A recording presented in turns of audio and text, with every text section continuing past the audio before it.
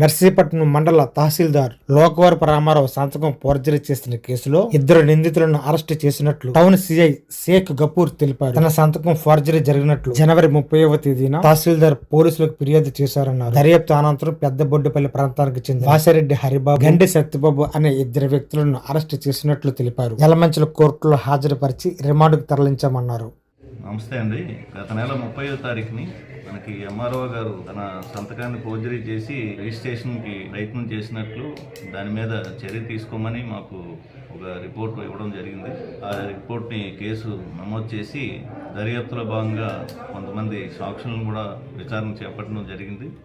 ఆ విచారణ ప్రక్రియలో దర్యాప్తులో మాకు ప్రాథమికంగా ఒక 2 వ్యక్తులు, గండి సత్యబాబు అలాగే వాసిరెడ్డి హరిబాబు అనే 2 వ్యక్తులు ఈ ఫోర్జరీ కేసు దీంట్లో ఇన్వాల్వ్ అయినట్లు మాకు నిర్ధారణ అవడంతో వారిని నిన్న మధ్యాహ్నం అరెస్ట్ చేసి యలమంచిలి కోర్టులో ప్రొడ్యూస్ చేయడం జరిగింది.